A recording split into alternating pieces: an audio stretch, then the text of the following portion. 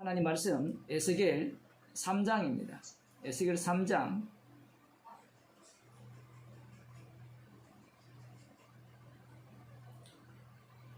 4절을 보면 구약 성경 1153쪽입니다. 그가 또 내게 이르시되 인자야 이스라엘 족속에게 가서 내 말로 그들에게 고하라. 너를 방언이 다르거나 말이 어려운 백성에게 보내는 것이 아니요 이스라엘 족속에게 보내는 것이라. 이스라엘 족속에게 보낼 때 말이 다른 언어가 다른 백성에게 보내는 것이 아니라 이렇게 말씀하시는 이유는 에스겔 선지자가 외치는 말을 그들이 방언으로 들을 것이다 라는 말입니다. 사도행전 2장에 나오는 오순절날 그 성령이 임했을 때 하는 그 방언이라는 것이 정반대로 지금 에스겔이 하는 말이 방언이 되죠. 같은 말, 같은 언어로 자기 남유다 백성에게 하나님의 뜻을 전달함에도 불구하고 그들의 귀에는 이 언어가 다른 나라 언어로 들리는 거예요. 그러니까 복음이라는 것이 방언이 되는 겁니다. 그래서 이것을 정반대로 말씀하시는 거예요. 그 하나님께서는 이미 이스라엘 백성들, 남유다죠. 그들이 듣지 않아서 멸망당한 것까지도 이미 알고 계시고 에스겔 선지자도 그것을 알고 있습니다. 벌써 이미 포로로 잡혀온 상태이기 때문에 이스라엘 백성들에게 남유다 백성들에게 선지자들을 보낸다 하더라도 그들은 듣지 않을 것을 누구도 알아요? 하나님도 아시고 에스겔도 알아요. 그런데 왜 에스겔 선지자를 보내느냐 이 얘기입니다.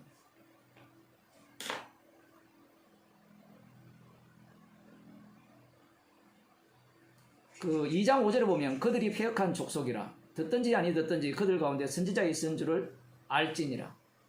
패역한 족속은 하나님의 말씀을 안 듣죠. 안 들을 것 같으면 왜 보냅니까? 우리들 같은 경우에는 이 실용성을 따지잖아요.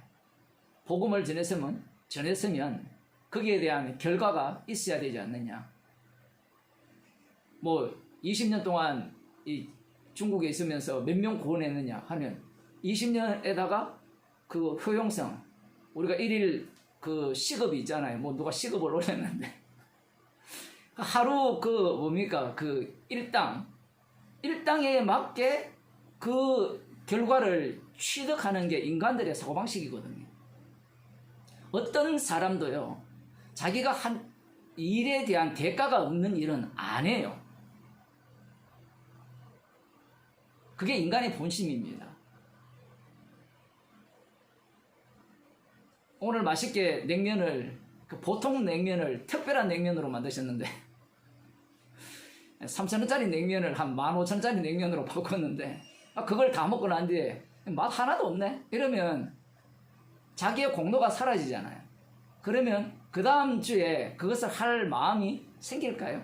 물론 우리 권사님은 믿음이 좋으셔서 하시겠지만 인간이라는 자체는 그 결과에 대해서 보상이 없거나 그 결과물이 나오지 않을 경우에는 어떤 것도 할 마음이 없습니다. 특히 지금 에스겔 선지자는 이미 포로로 잡혀왔거든요. 그 상태에서 남유다 백성들이 하나님의 말씀을 안 듣는다는 것은 확정적이에요. 그리고 하나님도 그걸 아시고요. 그런데 왜 이 에스겔 선지자를 보내느냐? 그 이유가 뭘까요? 인간들이 제일 불쾌한 게 뭔가 하면요. 하나님이 세상을 불로 심판할 것 같으면, 불심판하실 것 같으면 왜 세상을 만들었느냐 이 얘기거든요. 인간을 지옥 보낼 것 같으면 왜 이 세상에 인간을 창조하셨느냐. 이것이 가장 불만이거든요. 그들 생각은 왜 불만이냐 할 때는 그 자리에 자기가 못 들어가기 때문에 그래요. 자기가 중심을 잡고 자기가 주인공 행세를 해야 되는데 그렇게 이야기를 하면 화를 냅니다. 로마서 8장에 보면 그 피조물들이 하나님의 아들들이 나타나기를 호대하잖아요. 저 이 본문이 진짜 어려웠거든요. 여러분들은 뭐 쉬웠겠지 모르지만 근래에야 그 본문의 의미를 조금 알게 됐는데 이 피조물들의 소망은요 자기들이 불타는 거예요. 심판주가 나타나서 이 온 우주를 불살라 버리는 게 그 피조물들이 고대하는 바예요. 그래서 이 세상은 하나님의 아들들로 달리 말하면 하나님의 형상으로 가득 차고 자기들은 다 사라져야 된다는 게 이 피조물들이 고대하는 바예요. 놀랍지 않습니까? 그런데 그 피조물 중에 뭐 영물이라고 하는 인간은 어떤 모습을 보입니까? 불살라지면 안 돼. 있어야 돼. 지금 에스겔 선지자에게 그 이스라엘 백성들에게, 하나님의 백성들에게 가서 이 하나님의 뜻을 외쳐라라고 했을 때 그들은 안 듣습니다. 이 방언의 말로 듣기 때문에 안 듣는데, 그러면 에스겔 입장에서는 그거 제가 왜 합니까? 예수님이 하신 일이 이 땅에서 어떤 결과물을 낳았습니까? 돈벌이를 좋게 했습니까? 인간의 생명을 연장시켰습니까? 이 땅에 남긴 것은 아무것도 없어요. 오히려 남겼다라고 하면 죽음만 남겼죠. 죽음을 남겨셔서 자기를 믿는 백성들을 다 죽음 속으로 합류시키죠. 오늘 오전 설교에 의하면 고난 속으로 들어온 자들을 보면서 기뻐하면서 복음을 더 강력하게 전함으로 말미암아 본인도 고난 속으로 들어가 버립니다. 사도 바울이 복음을 전하는 이유는 주님의 주신 사명 때문입니다. 사명이 바울을 이끌고 있죠. 그러면 그가 전파를 할 때 이들이 들을 것이라고 예상을 할까요? 하지 않을까요? 이미 확정적이잖아요. 요한복음 1장에 하면 빛이 어둠에 비치되 어둠이 깨닫지 못하더라. 세상은 어둠이에요. 어둠은 복음을 들을 귀가 없습니다. 그러면 사도 바울이 답을 갖고 복음을 전할 거 아니에요. 답을 갖고 복음을 전하면 어차피 안 들을 건데 내가 왜 전해?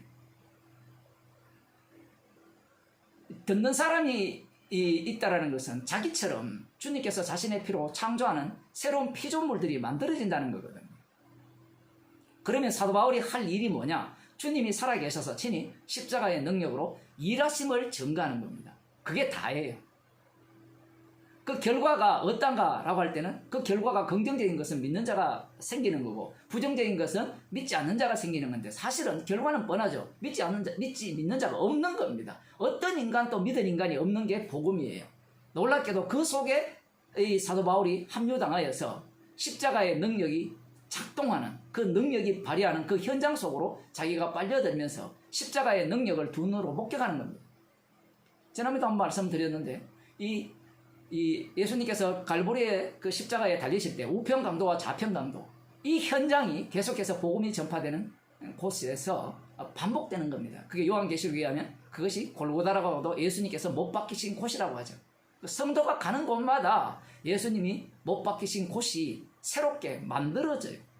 마치 이것은 영토 확장 같아요. 골고다가 예수님이 당하신 그 역사적 현장에서 어디로 계속 바뀝니까? 땅끝까지 이르러 내 정인이 되라고 했을 때 그 정인들이 움직여가면서 계속해서 골고다가 계속해서 새롭게 만들어지는 겁니다. 상당히 부정적이죠. 그래서 땅끝까지 복음이 전파되면 온 땅이 어떤 땅이 됩니까? 골고다가 되는 거예요. 그러니까 불심판 받아 마땅한 땅이 되는 겁니다. 그 불심판 속에서 구원받는 자들이 만들어지는 겁니다. 뒤로 넘어가서 3장 16절을 보면 이렇게 나옵니다. 그 끝에 7일 후에 여호와의 말씀이 내게 임하여 가라사대 인자야 내가 너를 이스라엘 족속의 파수꾼으로 세웠으니 너는 내 입의 말을 듣고 나를 대신하여 그들을 깨우치라. 그러니까 에스겔의 말이 곧 여호와 하나님의 말입니다. 말씀입니다. 사도 바울의 말이 십자가이신 주님의 말씀이 되거든요. 이걸 바꾸면 안 돼요. 내 말이 주님의 말씀이야 이래가면 안 돼요. 그렇게 되면 내 말을 들으라 해야 돼요. 당신은 이 주객을 전도시키면 상당히 위험합니다. 성도는 정인일 뿐이고요. 파수꾼으로 세웠다라는 겁니다. 파수꾼은 시키는 대로 하는 거예요. 시키는 대로. 이 에스겔이 심판을 할 수 있는 능력이 있는 자가 아니죠. 파수꾼으로 세워서 시키는 대로 하면 그 말씀이 전파되는 가운데 두 쪽으로 갈라집니다. 물론 지금 에스겔이 외칠 때는 두 쪽이 없어요. 일방적으로 다 심판 속으로 내몰립니다. 그런데 그게 중요한 것이 아니라 지금 이 파수꾼 에스겔을 통하여서 여호와 하나님이 심판주이심을 증거하시는 거예요. 장차 오실 십자가 지신 분이 심판주죠.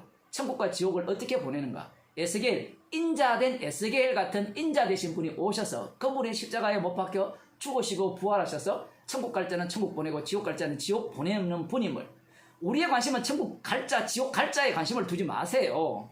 이 두 가지 요소를 갖고 계신 분이 누구냐라고 할 때는 십자가이신 주님이라는 겁니다. 그걸 미리 에스겔은 앞당겨서 증거하는 거예요. 그래서 가령 내가 악인에게 말하기를 너는 꼭 죽으리라 할 때에 네가 깨우치지 아니하거나 말로 악인에게 일러서 그 악한 길을 떠나 생명을 구원케 하지 아니하면 그 악인은 그 죄악 중에서 죽으려니와 내가 그 핏값을 네 손에서 찾을 것이요. 악인은 어차피 지옥 가잖아요. 그러면 악인은 어차피 지옥 가면 내가 복음을 전할 필요가 있느냐 얘기입니다. 여러분 어떻습니까? 그런데 하나님은 뭐라고 말씀하십니까? 그 핏값을 악인은 악인대로 지옥 가지만 저주를 받지만 그 악인에게 네가 복음을 전하지 않는 그 것에 대한 것도 그 핏값을 네가 받게 된다. 이렇게 말씀해요. 상당히 낯설죠.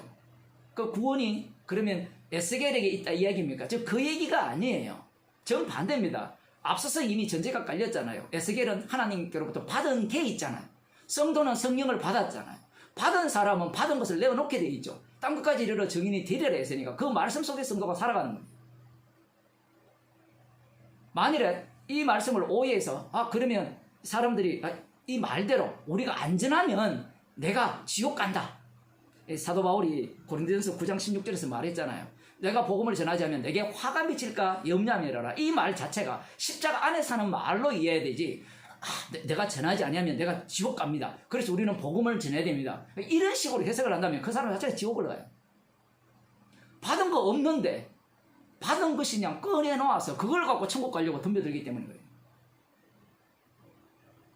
지금 에스겔에게 네가 악인에게 가서 외치지 않으면 외쳤다면 만일에 그 악인이 안 들어서 하나님께로 돌아오지 않았다면 그는 저주를 받고 그러나 너는 저주를 받지 않는다. 너는 죽지 않는다. 이렇게 말씀하시는 거예요. 뒷부분을 보면. 여기 보면 18절 하반절에 내가 그 핏값을 네 손에서 찾을 것이요. 참 무섭죠. 성도는 무서울 게 아니고 이 말씀에 아멘 하면 돼요. 왜냐하면 성령의 인도하심이 있기 때문에. 우리는 다 이 선악과를 먹었기 때문에 자기가 심판조가 되려고 하거든요. 그래서 어차피 주님이 천국 갈 자는 천국 가고 지옥 갈 자는 지옥 가는데 내가 왜 전해? 그 내가 왜 전해 하는 그 사람이 이 말씀을 들려줘 보세요. 온갖 변명과 변명을 내놓는 겁니다. 당신은 행위주의지 않냐? 이렇게 따질 거예요. 말씀을 말귀를 못 알아들어요. 전혀. 말씀 속에 가는 자가 어떤 모습을 보이는가 그 모습을 지금 말씀하고 계시거든요. 그 다음 보면 네가 악인을 깨우치되 그가 그 악한 마음과 악한 행위에서 돌이키지 아니하면 그는 그 죄악 중에서 죽으려니와 너는 네 생명을 보존하리라. 인자된 에스겔을 통하여서 십자가이신 주님이 어떠한 일을 하시는지를 그 몸을 집어넣어서 증거하는 거예요. 자기가 빠지는 게 아니에요. 사도 바울이 복음을 전하면서 나는 구원받았으니까 나는 십자가의 능력 속에 긍휼만 증가하는 자야. 이게 아니라 복음을 전하는 당사자도 긍휼과 이 진노 이 두 가지 요소를 계속해서 담고 복음을 전하는 자라 이 얘기입니다. 자기 구원론 중심이 아니라는 거예요. 구원론 중심이기 때문에 오전에 제가 설교한 말씀대로 인간들은 옳은 것을 뽑아내어서 옳은 이야기를 계속하려고 하는 거예요. 그 김성수 목사처럼 옳은 이야기를 하잖아요. 옳은 건 진리가 아니에요. 옳은 이야기도 아니지만 저쪽 엉터리 교회에서 보면 그렇게 보이는 겁니다.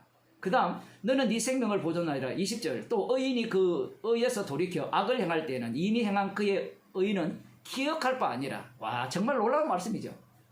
제가 오늘 또 설교를 했잖아요. 과거의 믿음은 오늘의 믿음이 아니라고. 이 말씀이 구약에 있지만요 이 십자가 안으로 들어버리면 이게 현실이 되죠. 제가 가룟 유다 예를 많이 들지만 우린 가룟 유다를 볼 때 이미 그는 그리스도 바뀌었다라는 것을 전제로 갖고 보잖아요. 그런데 사복음서에 보면 그리스도 바뀌었다라는 전제가 없어요. 주님과 동행하는 주님의 제자였습니다. 그것도 12제자였죠. 왜 그렇게 말씀을 하시는지 우리는 그 의미를 알아야 돼요. 똑같습니다. 이 서신서로 넘어가면 동일한 복음을 들었고 동일한 고난에 참여하였는데 어떤 자들은 거기에서 탈락했다가 다시 들어오는 자도 있지만 어떤 자들은 아예 세상을 사랑하여 자기 갈 길로 가는 자도 있어. 말씀은 우리 쪽에서 장악할 수 없다라는 얘기입니다. 주님이 구원하면 끝까지 붙들지 않습니까? 그건 네 믿음이고 네 생각이에요. 가룟 유다가 자기가 창세전에 그리스도 안에서 택함을 못 받았다고 어떻게 생각했을까요? 사실은 11제자도 마찬가지였어요. 그들도 어둠이었잖아요. 어둠이었다는 것은 창세전에 그리스도 안에서 택함을 못 받았다는 거거든요.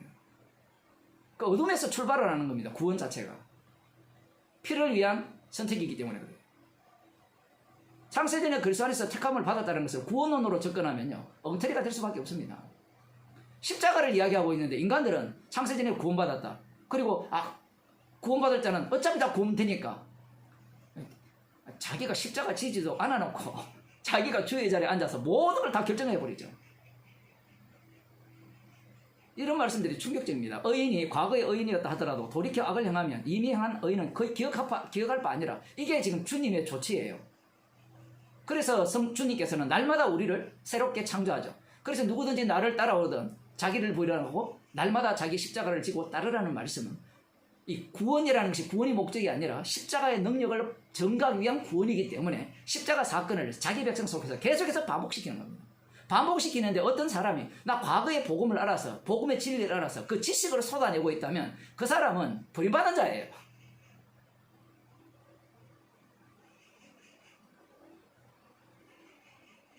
그런데 인간들은 항상 어떤 태도입니까? 설교도 그래요. 좀 지나면 지루하잖아요. 뭐 다 아는 이야기를 또 하고 있네. 그 다 아는 이야기를 왜 또 하게 되느냐 할 때는 이미 지식이라는 체계 자체를 선악 구조를 갖추어서 자기가 이미 정답을 머릿속에 담고 있기 때문에 말씀이 안 들리는 겁니다. 설교를 못해서도 안 들릴 수도 있지만 복음을 전했음에도 불구하고 복음의 그 역동성 속에 못 들어오는 이유는 자기가 정답을 알기 때문에 저 목사가 설교하는 것은 이미 정답을 말할 거다, 뻔할 거다. 그런데 이 정답이라는 것은 분명하게 있는데 정답이 어디에 들어가 있습니까? 오늘 제가 사도행전 18장 그 4절에서 6절을 읽었지만 그 말씀 요소 하나 속에 다 담겨 있는 거예요. 달리 말하면 우리가 살아가는 일상 속에 다 담겨 있어요. 우리는 그 일상을 다 배제하려고 하잖아요. 배제하고 정답만 따로 갖추려고 하는데 주님은 그런 식으로 일을 하지 않습니다. 내가 그 앞에 그치는 것을 두면 그가 죽을지니 이는 네가 그를 깨우치지 않음이라. 그가 그 죄 중에서 죽으려니와 그 피값은 내가 네 손에서 찾으리라. 이 인자대 에스겔이 의인에게 의인이 돌이켜 악을 행할 때 계속해서 하나님의 뜻을 말씀을 전해야 될 때 전해야 된다는 겁니다. 이것은 주님의 일인데 주님께서 자기 백성을 계속해서 깨우친다는 말은 그 자기 백성이 어디로 간다는 말이에요. 늘 그릇된 길로 가는 거예요. 이사야 53장에 나오는 우리가 각기 제갓길로 갔거늘 이거 예수 믿기 전이고 예수 믿은 이후에는 그게 아니야. 그게 아니고 본격적으로 제갓길로 가는 거예요. 맛있는 냉면 보면 복음 다 사라지잖아요.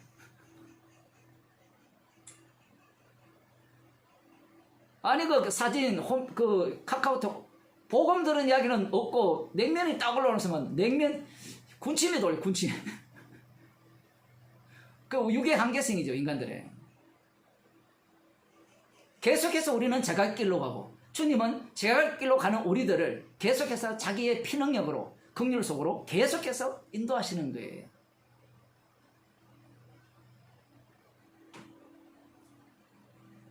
목사님 영단번 제사로 끝났지 않습니까? 그게 영단번 제사예요.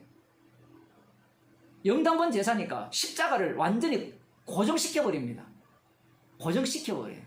구약으로 가면 이제 이 레위기 자체가 언약궤가 만들어지고 주어진 말씀이잖아요. 그 언약궤는 어떤 특징을 갖고 있다 했습니까? 언약궤 안에 뭐가 들어가죠? 인간의 범죄한 요소들을 집어넣어버리고 아예 고정화시켜서 박제화시켜버리죠. 물론 피는 어떻게 1년에 한 차례씩만 뿌려집니다. 속죄소 위에. 그 한 차례가 밖으로 빠져나오면 어떻게 돼요? 상번제로 바뀌잖아요. 우리는 뭘 노립니까? 레위기 설교 뭐 다 들으셨겠지만 우리는 그 1년에 한 차례 드리는 속죄일 그것만 노리고 있거든요. 머릿속에. 그걸 다 알아요. 주님은. 그런데 레위기 뒷부분으로 나가면 그 한 차례가 어디로 다가요? 물론 레위기는 거꾸로 진행되지만 그 한 차례가 매일 요소 속에 상번제로 들어가죠. 아침 저녁으로 들어가고 그리고 일상생활까지 다 집어넣어버리잖아요. 심지어는 문둥병 이 제사는 성막에서 드리는 것이 아니라 그 현장에서 드려버리죠.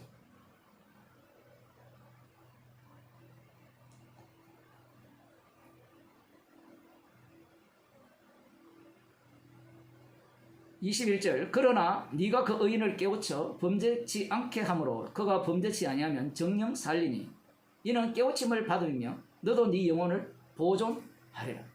함께 이 복음 전파자는 누구와 엮여 있느냐 할 때는 주님과 엮여 있고 주님과 엮여 있는 복음 전파자는 누구와 또 엮여 있느냐 할 때는 주님이 자기 피로 사신 자들과 또 엮여 있는 거예요. 맞물려 있어요. 주님이 우리를 구원하셨거든요. 그래서 사도 바울이 지금 실라와 디모데가 왔을 때 복음에 매여 복음을 전하잖아요. 그 전할 때 뻔하잖아요. 유대인들은 복음을 안 듣는다는 걸. 물론 과거의 경험이 있기 때문에 듣는 자들도 있긴 있는데 그건 그거일 뿐이고요. 이 신학의 논리에 의하면 듣는 자가 없잖아요. 그런데 사도 바울은 지금 성령의 인도하심이 있기 때문에 말씀에 매여서 정인의 역할, 십자가이신 주님이 지옥 갈 자는 지옥 보내고 천국 가낼 자는 자기의 자신의 피 능력으로 천국으로 이끄심을 고스란히 증거하는 정인의 역할을 감당하고 있는 겁니다. 사도 바울은 아는 자가 아니라 사명이 이끄는 자죠. 성령의 인도하심을 받아서 십자가의 피 능력을 증거하는 정인입니다.